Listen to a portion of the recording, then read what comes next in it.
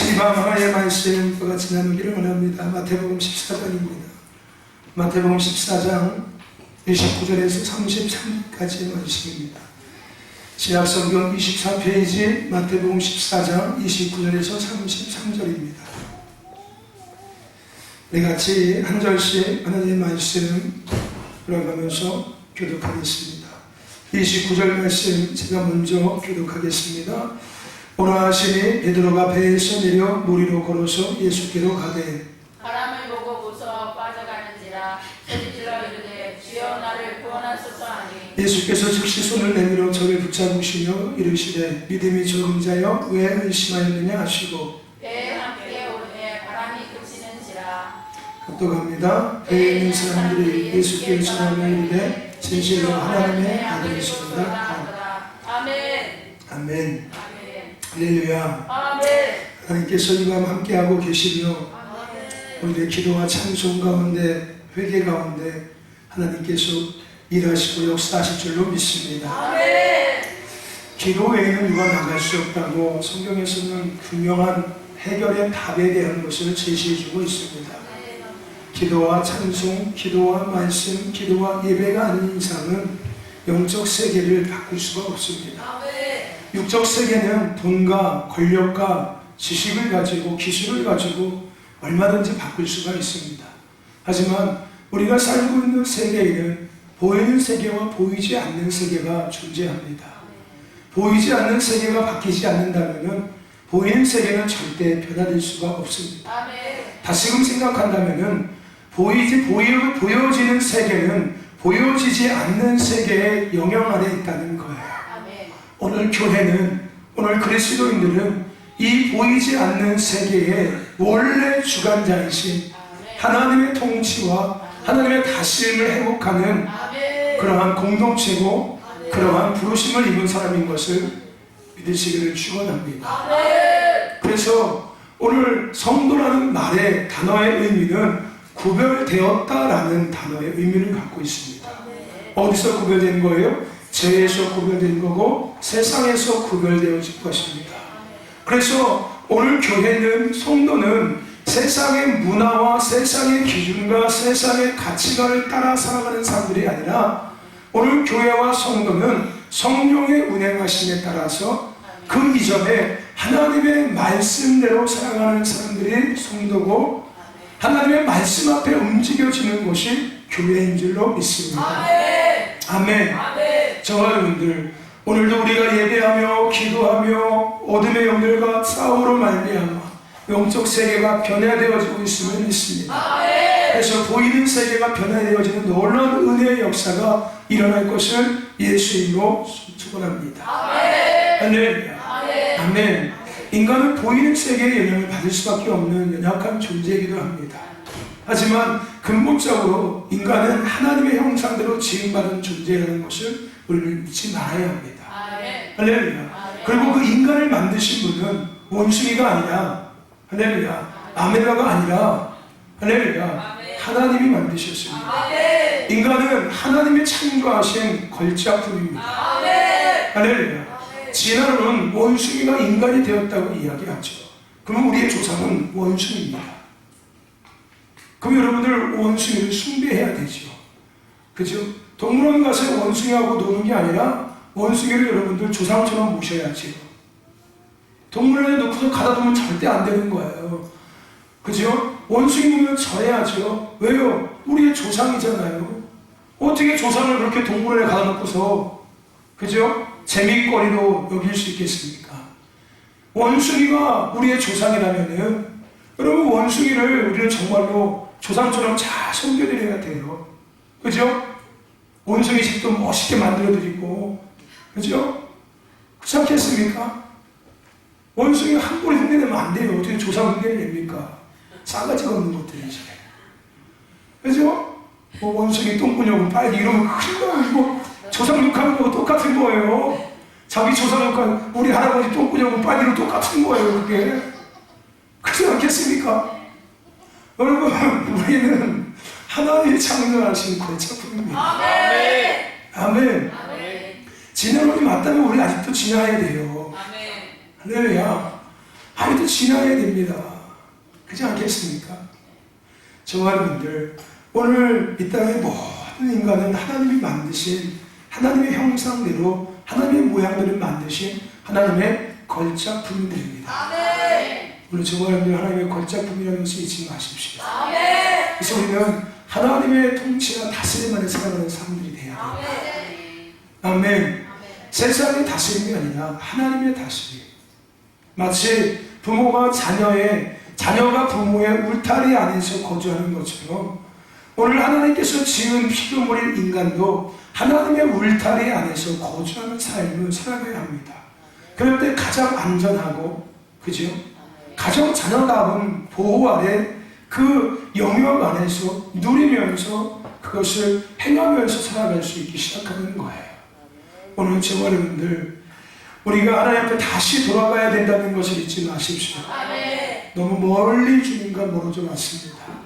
다시 본질로 우리는 돌아가야 합니다.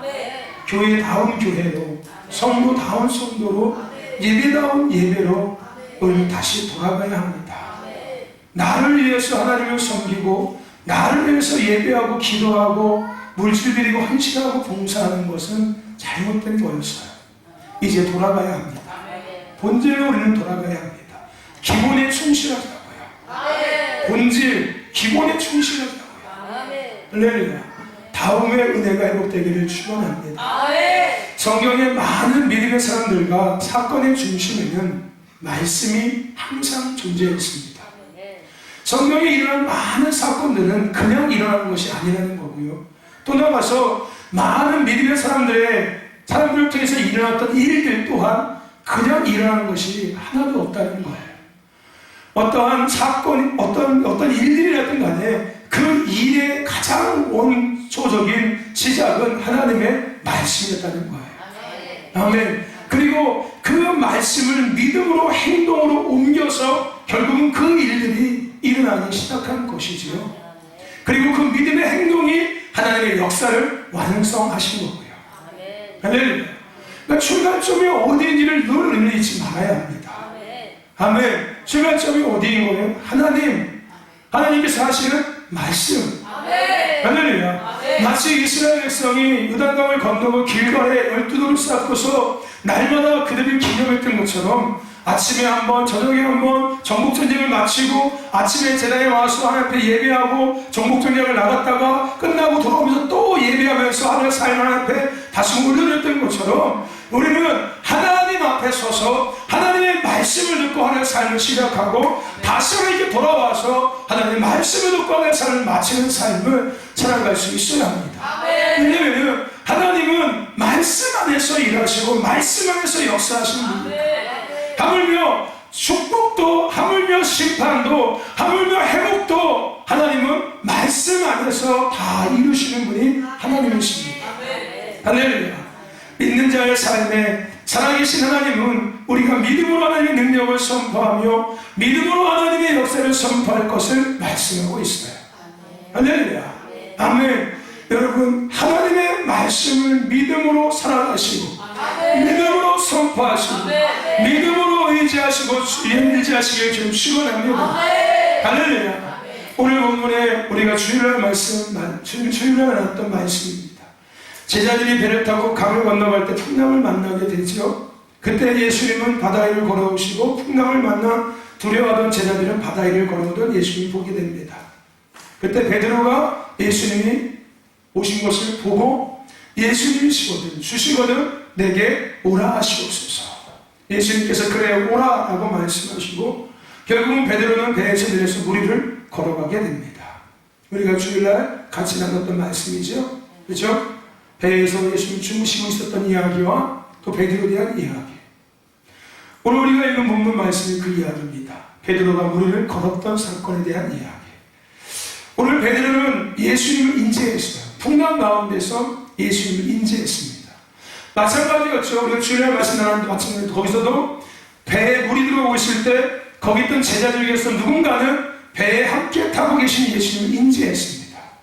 저와 여러분들 믿음이 날마다 함께하고 우리의 믿음이 날마다 함께하고 계시는 하나님을 인지할 수 있는 믿음이 되어야 될 줄 믿습니다. 아멘. 오늘 베드로는 풍랑 가운데서 예수님을 인지하는 사람이었어요. 아멘. 여러분, 이 시대의 어려움 속에서 여러분들은 무엇을 인지하고 있습니까? 여러분, 하나님을 인지하십시오. 할렐루야. 우리는 하나님을 인지하는 그런 영적 시각이 여러분 있어야 합니다. 할렐루야. 어떤 어려움이 펼쳐지고 어떤 문제가 딱 펼쳐졌을 때 그 문제 앞에 우리의 시선이, 우리의 어떤 반응이 거기에 온전하게 입술있는 것이 아니라 그 문제 앞에서도 우리의 시선이 하나님, 함께하고 계시는 하나님, 그 하나님을 인지할 수 있는 시선이 되어야 될 줄을 믿습니다. 여러분, 지금도 하나님은 우리와 함께하고 계십니다. 그 하나님을 인지하는 사람과 그 하나님을 인지하지 못하는 사람의 삶은 정확히 달라질 거예요. 할렐루야. 아멘. 여러분, 하나님을 인지하는 자가 되시길 축원합니다. 우리의 믿음의 여정 앞에 날마다 함께하고 계시는 그 하나님을 인지할 수 있는 은혜가 있기를 주의 이름으로 축원합니다. 할렐루야. 그리고 결국은 베드로는 무리를 걸어갔습니다. 저와 여러분들, 우리의 믿음이 베드로와 같은 믿음이 되길 소망합니다. 물론 얼마 못 가서 빠졌지만 예수님이 오라 하실 때 어디든지 무엇이든지 갈 수 있고 할 수 있는 그런 믿음이 우리 가운데 있어야 합니다. 할렐루야. 그것이 바다 위랄지라도, 그것이 험한 폭풍과 부러치는 곳일지라도, 그것이 가시밭 길일지라도, 할렐루야. 마치 다니엘처럼, 사드락과 메삭과 아벳느고처럼 사자굴일지라도, 불물불지라도, 할렐루야. 주님이 오라 하신다면, 주님이 하라 하신다면 우리는 갈 수 있어야 하고 우리는 할 수 있는 믿음의 삶이 되어야 될 줄로 믿습니다. 할렐루야. 아멘. 오늘 그런 믿음이 있기를 주님 축원합니다. 주님이 오라 하시면 갈 수 있어야 돼요. 할렐루야. 가라 하시면 갈 수 있어야 하고 하라 하시면 할 수 있어야 합니다. 오늘 이 베드로의 믿음이 저와 여러분의 믿음이 되기를 주님 축원합니다. 근데 어쨌든 간에 그랬지만 얼마 못 가서 결국 베드로는 풍랑을 보고 무서워서 빠지게 됐습니다. 예수님은 베드로를 책망하셨죠. 뭐 했다고? 의심했다고 책망하셨습니다. 그러면서 물에다가 그냥 두지 않으셨어요. 너 의심했으니까 죽어라고 하지 않으셨습니다. 예수님 베드로를 건져주셨어요. 이게 하나님의 사랑입니다. 우리가 비록 어리석어서, 우리가 연약해서, 우리가 미련해서, 우리가 하나님을 멀리 떠났을지라도, 우리가 하나님 앞에 죄악을 저질렀을지라도 하나님은 택한 자를 절대 포기하지 않으십니다. 할렐루야. 다시 우리를 건져주시는 분이세요. 할렐루야. 이 하나님의 은혜가 우리 가운데 있기를, 이 대한민국 땅에 있기를 주님을 축원합니다. 할렐루야. 아멘. 근데 여러분, 우리가 읽었던 이 본문 앞에 어떤 사건이 있었냐면 오병이어 기적의 사건이 있었습니다. 그 오병이어 기적 사건 이후에 이들은 배를 타고 강을 건너가고 있었던 거였어요. 그리고 풍랑을 만났던 거였고요. 저와 여러분들, 오늘 하나님의 살아계심을 경험했음에도 불구하고 이들은 또다시 눈에 보여지는 것에 넘어지고 말았습니다. 조금 전, 금방, 얼마 전에, 한 몇 시간 전에, 1시간 전에, 30분 전에 그들이 바구니에서 그 생선을 계속 나눠주고 보리떡을 계속 나눠주는 기적에 직접 손으로 만졌고 눈으로 보았고 직접 행했는데도 불구하고 그들은 또다시 잠시 후에 눈에 보여지는 것 앞에 넘어지고 말았다는 거예요. 왜 그랬을까요? 저와 여러분들, 누구나 위기가 닥쳐오면은 하나님을 향하게 됩니다. 그죠? 누구나 어려움이 닥쳐오면은 가장 먼저 신을 찾게 돼요. 모든 인간은 어려움을 경험하게 되면은 불가항력적인, 세상에서 해결할 수 없는 불가항력적인 어려움이 닥쳐오면은 가장 먼저 신을 바라보게 됩니다. 신을 바라보게 돼요. 이것은 예수 믿는 사람도 똑같습니다. 그렇죠? 내게 아무 문제가 없을 때는 하나님을 우리는 바라보지 못해요. 아니요, 안 하죠. 그렇죠? 근데 내게 어려움이 닥치고 내게 문제가 닥치기 시작하면은 우리의 시선은 하나님을 향하게 됩니다. 왜냐하면은 우리 그런 말 있지 않습니까? 지푸라기라도 잡고 싶은 마음이 드는 것은 당연한 거예요. 당연한 겁니다. 그러나 우리의 믿음이 여기서 머물러 있으면 안 된다는 거예요. 할렐루야. 위기 가운데만 하나님을 바라보는 믿음에서 우리가 머물러 있으면 안 된다는 거예요. 만약에 대한민국이 한국교회가 한국교회 성도들이 그 과거의 배고픔의 아픔과 6.25 전쟁 일본의 침략의 아픔과 북한의 침략의 아픔과 중국의 침략의 아픔과 러시아의 침략의 아픔을 알고 경험했고 그 가운데 하나님의 역사를 그들이 누렸고 지금도 여전히 그 하나님을 의지하고 바라보며 그 하나님 앞에 순종하고 그의 뜻대로 살아왔다면은 아마도 주님이 이미 오셨을지 모르겠죠. 그렇지 않았을까요? 그렇지 않겠습니까? 그런데 그때는 아니었다는 거예요.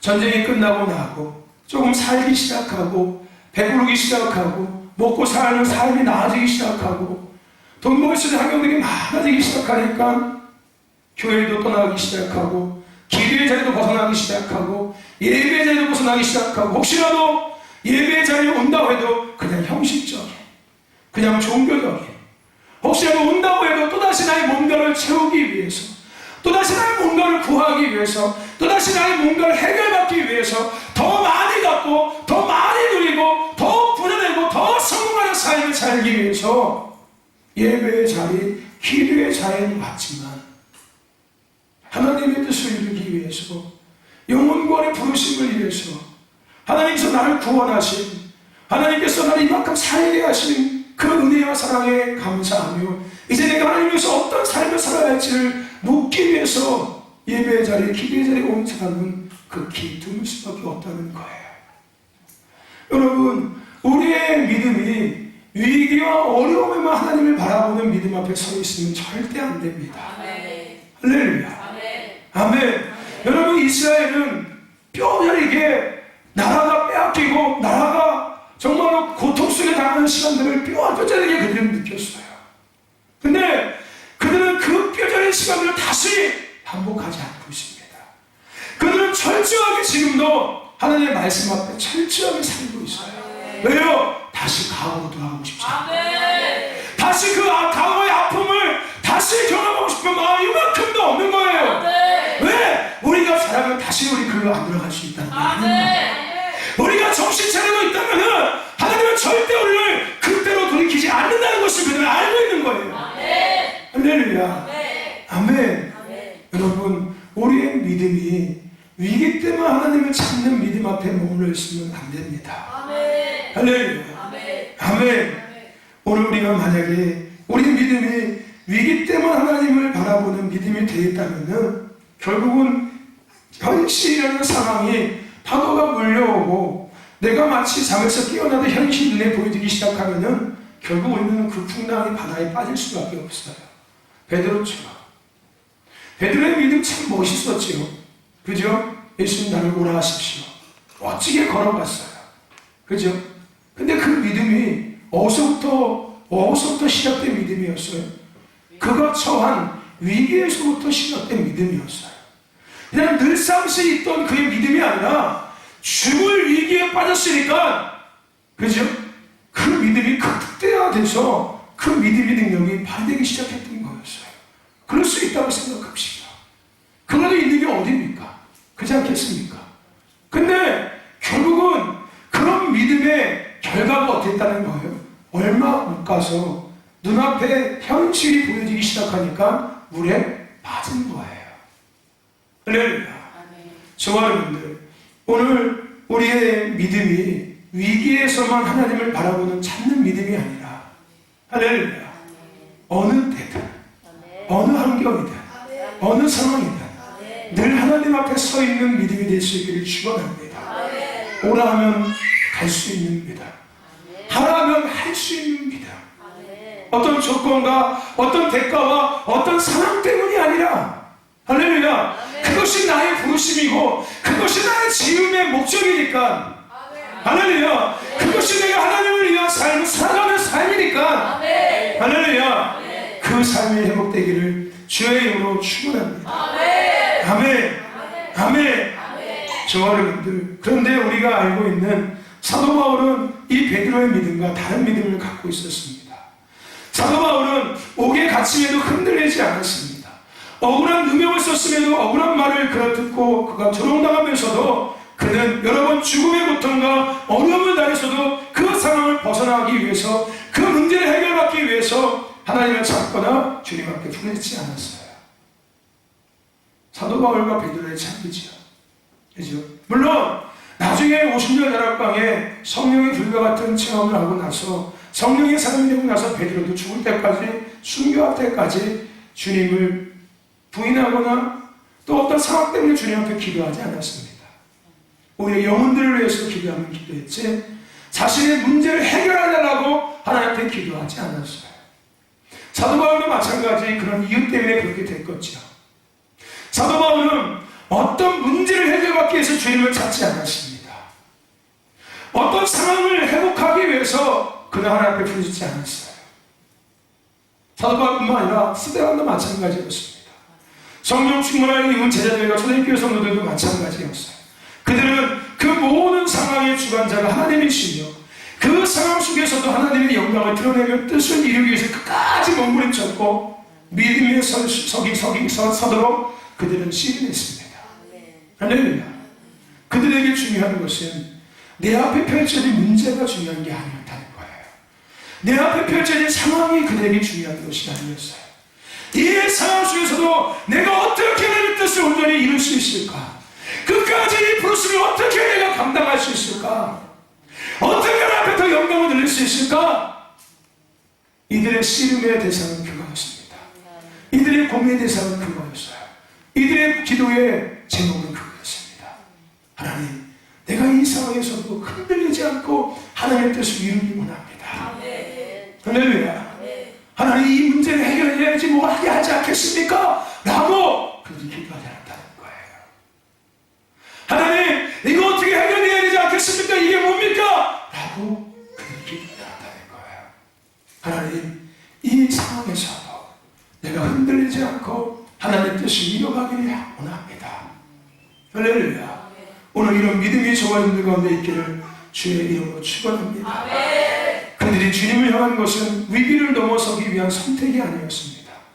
그들이 주님을 불렀던 것은 위기를 넘어서기 위한 부르심이 아니었어요.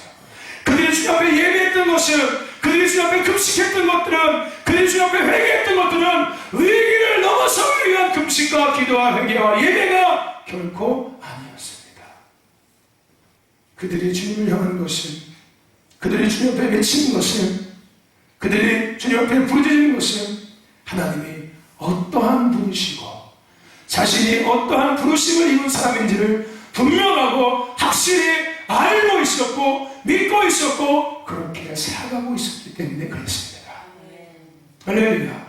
오늘 우리가 스데반과 같이, 사도 바울과 같이, 초대교회 성도들과 같이, 사도들과 같이, 제자들과 같이 마지막 때에 믿음의 영성을 가진 저와 여러분에게 축원합니다. 할렐루야. 아멘. 할렐루야. 그래야지만이 이길 수 있어요. 그래야지만이 이길 수 있습니다. 아니, 이기기 위해서 그 영성을 같이 하는 게 아니에요. 그래야지만이 끝까지 부르심 완수할 수 있습니다. 그래야지만이 끝까지 성도의 구별됨 지킬 수 있습니다. 내가 지음받은 목적, 나에게 구원받은 이유, 대로 끝까지 살아갈 수 있는 거예요.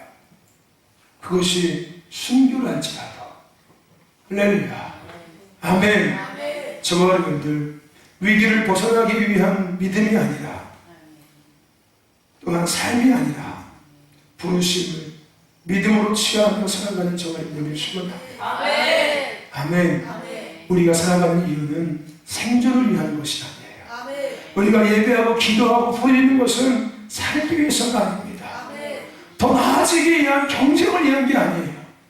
우리가 예배하고 부르짖고 우리가 소리를 외치고 우리가 애를 쓰는 모든 것들은 부르심 때문입니다. 부르심을 이루기 위한 거예요. 교회의 부르심, 여러분 각자의 부르심, 내가 살고 있는 이유 때문이라고요. 하나님 저 땅을 살게 하시는 이유 때문에 우리는 기도하고 예배하고 부르짖고 외치고 할렐루야 하시고 있는 거예요. 아멘. 위기를 넘어서는 믿음이 아니라 부르심을 지키는 믿음 앞에 서기를 주의 이름으로 축원합니다. 그리고 저와 여러분들, 우리는 하나님을 크게 보는 자가 돼야 돼요. 여러분, 하나님이 크게 보이십니까? 아니면 코로나 바이러스가 더 크게 보이십니까? 여러분에게 뭐가 더 크게 보이십니까? 하나님이 더 크게 보이십니까? 무너진 경제가 더 크게 보이십니까? 여러분에게 하나님이 더 크게 보이십니까? 망가진 나라가 크게 보이십니까? 오늘 우리는 물론 우한 폐렴이 크게 보일 수 있습니다. 무너진 나라가 크게 보일 수 있고요, 경제가 크게 보일 수 있습니다. 하지만 우리는 그보다 가장 본질적인 이 땅의 모든 것들을 창조하시고 다스리시고 주관하시고 통치하시며 역사의 주관자이신 하나님이 우리 눈에, 우리의 심령에, 우리의 믿음에 가장 크게 보여져야 합니다. 할렐루야. 사무엘상 17장에 다윗과 골리앗과의 싸움에 대한 이야기가 기록되어져 있습니다. 거기에 사울왕도 등장하고 이스라엘 잘 훈련받은 군대도 등장합니다. 그리고 전쟁을 구경 나온 이스라엘 백성들도 등장해요. 사울도 이스라엘 군대도 이스라엘 백성들도 거대한 골리앗 앞에 주눅들어 있었습니다. 거대한 골리앗 앞에 자신들보다 거대한 큰 키를 가지고 있고 큰 칼을 차고 있고 우렁찬 목소리를 내는 험상궂게 생긴 그 골리앗 앞에 이스라엘 왕인 사울 왕조차도 잘 훈련받은 군대조차도 하나님을 믿는다고 하나님을 섬긴다고 이야기하는 선민 이스라엘 백성들조차도 그 앞에 주눅들어 있었습니다. 왜요? 그들 앞에 보이는 골리앗은 그들에게 너무나도 큰 존재였거든요. 그들의 눈앞에 골리앗은 너무나도 크게 보였던 거였어요. 체격 조건도 그랬고요, 목소리도 그랬고요, 외형적으로 보이는 모든 것에서 자신들과 비교할 수 없는 존재였고 그들이 주눅들기에 위협감을 받기에 충분한 그런 존재가 골리앗이었습니다. 그들은 그런 골리앗 앞에 두려워 벌벌 떨고 있었어요. 그래서 골리앗이 어떤 말을 하든 어떤 행동을 하든 그들에게는 두려움이라는 것 외에는 어떤 것도 생각할 수 없었습니다. 사울과 이스라엘 백성 그리고 군대는 골리앗을 크게 보는 자들이었어요. 그 결과 그들에게는 두려움의 열매를 보며 그것을 먹고 누리고 있었습니다. 또한 두려움에 의해서 그 어떤 것도 그들은 할 수가 없었어요. 아니, 좀 더 심각하게 얘기한다면 골리앗이 말하는 그대로 그들은 다 들었을 겁니다. 왜요? 그들에게는 골리앗이 너무나 컸거든요. 그러니까 골리앗이 무슨 이야기를 해든 그들은 그 이야기를 따를 수밖에 없었어요. 골리앗이 어떤 조건을 제시하든 그들은 그 조건을 수긍할 수밖에 없었습니다. 왜요? 자신들하고 상대가 안 되니까요. 외형적으로 봐도 우리는 저들과 상대가 안 되는 존재라는 것을 스스로가 인정해버린 거예요. 그들에게는 골리앗이 너무나도 위협적이고 큰 존재였기 때문에 그렇습니다. 저 여러분들, 지금 나의 삶에 여러분의 시선에 가장 크게 보이는 것이 무엇입니까? 오늘 이 한국교회가 가장 크게 보고 있는 것이 과연 무엇일까요? 이 대한민국 성도들이 지금 이 시즌 가운데 가장 크게 보고 있는 것은 과연 무엇일까요? 여러분들은 가장 크게 무엇을 과연 보고 계십니까? 여러분도 골리앗을 보고 계십니까? 그 골리앗 앞에 두려워 떨고 계십니까? 과연 이 대한민국은 그 골리앗 앞에 두려워 떨고 있는 걸까요? 한국교회는 영적인 골리앗 앞에 지금 과연 떨고 있는 걸까요? 기도의 용사라고 이야기했던, 예수님의 능력을 해줬던, 기적을 행하고 귀신을 줬던 성도들은 지금 그 골리앗 앞에 영적 골리앗 앞에 두려워 가냥 떨고 있는 걸까요? 저와 여러분들, 오늘 우리의 눈에 보이는 그것으로 인해서 우리는 영향을 받고 살아가고 있습니다. 영과 혼과 육의 영역에 지속적인 데미지가 계속해서 가해지고 쌓여질 거예요. 내가 크게 보는 그것이 나의 영의 영역과 나의 혼의 영역과 나의 육의 영역과 삶의 모든 영역의 전반적인 영역에 계속 영향을 줄 것이고 그 데미지는 계속 쌓일 것입니다. 그리고 나는 결국은 그 영향 아래 살아갈 수밖에 없는 존재가 될 거예요. 하나님의 영향 아래 살아가는 사람이 아니라 하나님의 은혜의 영향 아래, 하나님의 그 능력의 영향 아래, 하나님의 그 권세의 영향 아래 살아가는 것이 아니라 내가 크게 보고 있는 그 영향 아래 나는 서서히 노예처럼 종처럼 살아가기 시작할 것입니다. 저와 여러분들, 하나님을 크게 보는 자가 되시길 축원합니다. 할렐루야. 하나님을 크게 보십시오. 아멘. 우리가 하나님을 크게 보지 못한다면 결국은 그것은 내 안에 두려움으로 사도하기 시작할 거예요. 두려움이 찾아오기 시작하고 내가 그 두려움 때문에 움츠리기 시작하고 그래서 그것으로 인해서 움짝달싹하지 못하기 시작하고 그것을 질질 끌려다니기 시작할 겁니다. 하나님의 뜻과 하나님의 영광과 하나님의 나라를 누리며 이루며 살아갈 수 없는 자가 되기 시작하는 거예요. 내가 지음받은 대로 삶을 못 살기 시작하는 거예요. 어차피 내가 예수 믿기 전에 그 삶으로 돌아가는 거예요. 불순종하는 자들에게 종노릇하는 삶으로 다시 내가 돌아가기 시작하는 것입니다. 저와 여러분들, 하지만 그들과 다른 한 사람이 등장합니다. 그게 누굽니까? 양을 쳤던 목동이었습니다. 보잘것없는 들판에서 양하고 맨날 뒹굴던 똥냄새에 날마다 옷에다 풍기고 다니고 날마다 풀핀나 불고 있고 지팡이를 들고서 양이나 이리 했던 그 목동이 등장했습니다. 그는 양치는 목동이었고 아버지의 심부름을 통해서 형들에게 도시락을 배달해주러 왔던 사람이었습니다. 그런데 그에게 골리앗은 어떤 존재였습니까? 동일하게 그도 골리앗을 보았습니다.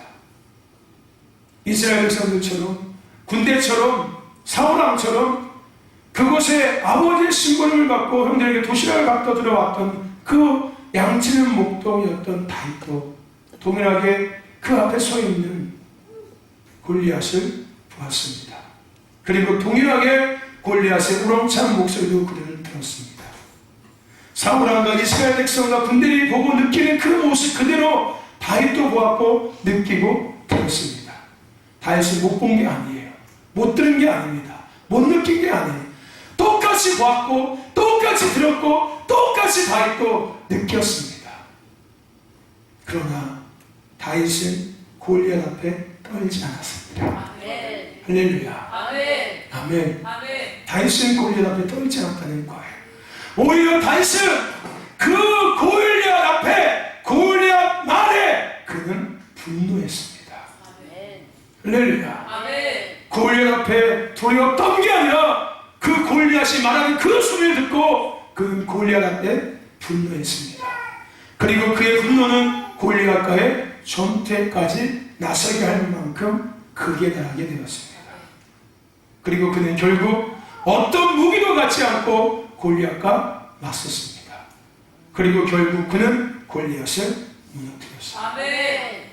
그리고 하나님의 뜻을 이루며 하나님의 영광을 드러내며 하나님의 능력 가운데 살아갈 수 있었습니다. 하나님의 이기게 하심의 은혜 안에 그가 살아가게 되었다는 거예요. 그 이후로부터 그가 가는 모든 것들마다 그가 행하는 모든 전쟁마다 그는 한 번도 패한 적이 없었습니다. 할렐루야. 영적 전쟁에 다윗은 한 번도 패한 적이 없었습니다. 육적 전쟁에도 마찬가지지만 영적 전쟁에도 다윗은 한 번도 패한 적이 없었습니다.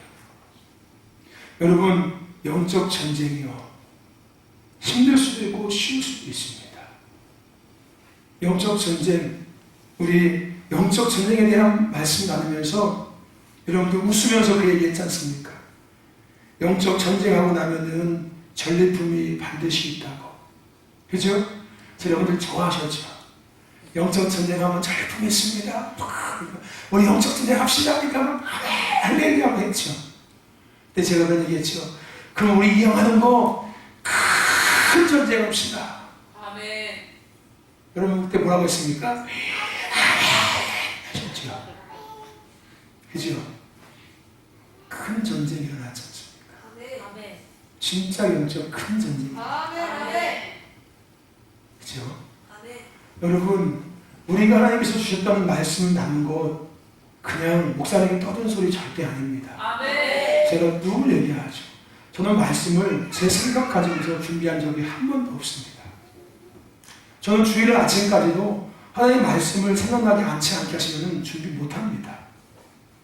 주일 아침이라도 하나님께서 그 순간 생각나게 하시면 성경 본문을 찾아서 말씀을 준비합니다. 제가 잘났다고 얘기하는 게 아니에요. 제가 무슨 예언자라고 얘기하는 게 아닙니다.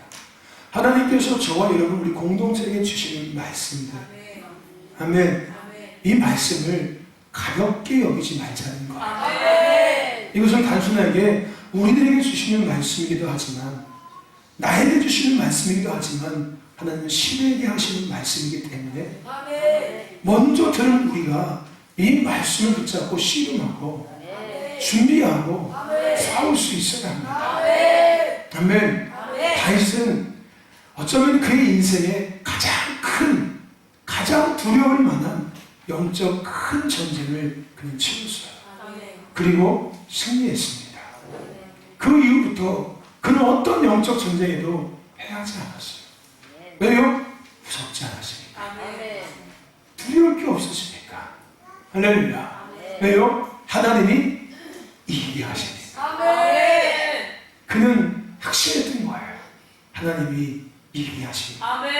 어쩌면 그는 이미 그 전부터 양을 칠 때부터 늑대가 들짐승들이 와서 양을 잡으러 갈 때 그가 사자의 입을 찢고 할렐루야. 그러면서 그 양들을 구했던 영적 전쟁에 아주 탁월한 전사 용사였을 겁니다. 할렐루야. 늘 짐승과 싸웠었는데 이제 본격적으로 내가 늘 사자하고 늑대하고 싸워서 이겼는데 제대로 하나 걸렸구나 내가. 할렐루야. 야 이제 진짜 제대로 하나 걸렸네. 할렐루야. 아멘. 여러분 영적 전쟁에 승리한 사람들은 싸움을 많이 하면 할수록 이길 수 있습니다. 아멘. 할렐루야. 싸움을 많이 하면 이기는 거예요. 왜 우리 신도교회 노 권사님들이 제가 존경하고 위대하다고 얘기하는지 아십니까? 그분들은 원했든 원치 않든, 그죠? 그게 배고픔이 됐든 가난이 됐든 어차피 그것도 다 영적인 도전이었어요. 그죠? 가난도 저주였으니까요. 원수들이 갖다 놓은 것이었으니까. 왜? 하나님은 우리를 절대 가난한 존재를 만드시지 않으셨거든요. 우리를 절대 배고픔의 존재를 만드시지 않았고 전쟁 또한 마찬가지예요. 하나님은 우리를 전쟁을 주셔서 우리를 아프게 하고 죽이는 분이 절대 아니십니다. 그 모든 것들은 우리 스스로가 만들어낸 결과물이에요. 선택이 결과를 만든 거니까요. 우리가 우상 숭배하고 하나님을 섬기지 않는 거 알면 나타나는 결과고 열매예요. 할렐루야. 아멘. 어쨌든 그 모든 것들은 보이지 않는 영역에서 움직여서 보이는 영역이 풀어진 사건들이었습니다. 그들은 우리 노 권사님 1세대 부모님들은 원했든 원치 않든 알았든 몰랐든 간에 치열하게 날마다 영적 싸움을 했어요. 그죠? 예수 믿는다고 핍박하는 남편과 싸운 게 아니라 핍박하게 만드는 어둠의 영들과 싸웠고 믿지 못하게 만드는 그 어둠의 영들과 싸웠고, 그죠? 마을의 무당 우상들과 싸웠고, 그죠? 끝없이 싸웠습니다. 그죠? 그래서 그분들이 존경스러운 거고 그분이 위대한 거예요. 할렐루야. 그래서 우리 신도교회가 복 있는 교회라는 것이 그런 1세대들이 많이 있고, 어떤 1세대들 알든 모르든, 그죠? 영적 치열한 전쟁을 나날이 해왔던 분들이 있기 때문에 그들이 갖고 있던 영적인 그 전쟁의 그 담대함, 그 근성들, 그 근력들, 그 영적 전쟁의 면역력들, 그 능력들이 교회 안에 그대로 심어져 있거든요. 아멘. 할렐루야. 그래서 그분들을 우리가 영적으로 존경하면서 할렐루야, 우리가 영적 싸움을 한다면 나도 모르게 그분들이 풀어왔던 영적인 그런 능력과 권세와 근력과 면역력과 그러한 힘들이 내게 들어오기 시작합니다. 근데 내가 이 세대를 존경하지 않고 미워하고 시기하면은 나오면서 독고다이 하는 겁니다. 나오면서 나는 맨날 헤딩하고 있는 거예요. 어둠의 오늘은 그래서 분열시키는 거예요. 세대를 자꾸 분열시키는 겁니다. 이것은 3세도 똑같은 거예요. 이 세대들이 갖고 있는 영적인 그 근력, 그 씨름했던 그 힘, 그 면역력들, 너희들이 그 부모 세대들, 너희들이 지금 부모 세대를 무시해버린다면 너희들 똑같이 맨 땅을 헤딩하고 있어야 돼. 너희들 또다시 맨 땅을 헤딩하고 있어야 돼.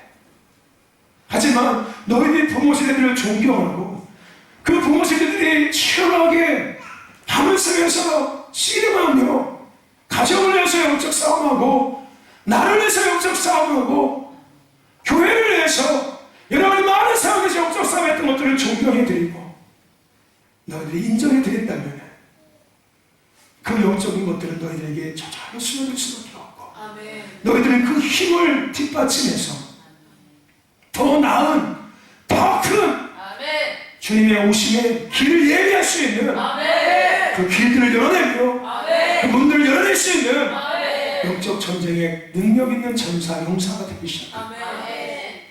어둠의 영들이 이것을 알기 때문에 세대를 자꾸 분열시키는 거예요. 세대 간에 자꾸 이간시키는 거고 자꾸 참수하게 만드는 겁니다. 영적인 것은 하나가 되어야 합니다. 아멘. 삼겹줄은 절대 끊어지지 않습니다. 가장 완벽한 도형은 물론 원이기도 하지만 삼각형이에요. 무슨 얘기인지 아십니까? 삼각형입니다. 그래서 피라미드가 삼각형으로 세워진 이유가 지금도 여전히 존재할 수밖에 없었던 이유가 가장 완벽한 도형의 모양을 띠고 있었기 때문에 건축공학적으로 가장 완벽한 건축공학적인 설계 안에서 그것이 만들어졌기 때문에 그 많은 세월에도 전혀 무너지지 않고 지금도 존재하고 있었던 거예요. 그래서 성경에서 이야기하고 있는 거예요. 삼겹줄은 끊어지지 않아요. 1세대와 2세대와 3세대가 다 연합되어 있으면 누구도 끊을 수 없습니다. 할렐루야. 아멘. 오늘 다윗은 영적 큰 전쟁에 승리했습니다. 그리고 나서 그 다음부터 그는 흔들리지 않았어요. 어쩌면 여러분 이 시간이 이 시즌이 오늘 저와 여러분들과 이 땅의 교회들에게 가장 큰 영적 전쟁의 시간일 수 있습니다. 여기서 승리한 교회는 다윗의 영성을 가지고 할렐루야 하나님의 나라와 영광을 선포하는 교회일 것이고 여기서 패배한 교회와 성도들은 또다시 사울의 영성 안에 다시 묵히게 될 거예요. 눈에 보여지는 것에 움직여지고 눈에 보여지는 것에 영향받는 사울의 영. 결국은 나중에 사울이 어떻게 합니까? 무당까지 데려다가 점치게 만듭니다. 그렇죠? 결국은 어떻게 죽습니까? 비참하게 죽음을 맞이하게 됩니다. 하나님께 버림받고. 여러분 사울의 편에 서는 사람과 다윗의 편에 서는 사람이 마지막 때는 분명하게 구별되어져요. 진짜 교회다운 교회와 정말 그럴듯한 겉모습은 그럴듯한데 어려움이 닥치고 풍랑이 오면은 현실 앞에 또다시 타협해버리고 또다시 머리를 숙이고 골리앗 앞에 또다시 두려워 떨고 앉아있는 그런 교회, 그런 성도들로 분명하게 구별되어질 것입니다. 오늘 저와 여러분들 무엇을 더 크게 보고 있습니까? 세상 사람들이 추구하는 그것이, 세상 사람들이 누리는 그것이 여러분에게 더 크게 보입니까? 오늘 우리는 골리앗을 크게 보는 사람이 아니라 할렐루야 세상 사람들이 크게 보고 영향받는 그것을 크게 보는 사람들이 아니라 우리는 다윗처럼 그 모든 것을 통치하시고 다스린 만왕의 왕 만주의 주가 되신 하나님을 크게 보는 자가 되길 주님을 축원합니다. 여러분 하나님을 크게 보십시다. 오늘 저와 여러분들 이 시간 우리 다시 하나님을 크게 봅시다. 아멘. 눈을 부릅뜨고 영적인 눈을 부릅떠서 할렐루야. 코로나 바이러스를 크게 보는 게 아니라 그것도 하루에 바꿀 수 있는 우리 하나님을 크게 보자고요. 할렐루야. 우리가 보아야 할 하나님은 만왕의 왕이십니다. 만기의 주가 되시고 지금도 서서 역사하시며 선하게 선정하시고 목사와 부재하시며 하나님을 가득히 하시는 크신 주님, 강하신 주님이십니다. 하나님을 크게 보십시다. 그래서 하나님의 영광을 끝까지 우리 나타냅시다. 끝까지 부르신 감당합시다. 할렐루야. 끝까지 교회에 부르신 감당합시다. 끝까지 성도에 부르신 감당합시다. 할렐루야. 그런 저와는 주님 축원합니다. 그런 신도교회가 되기를 주의 이름으로 축원합니다.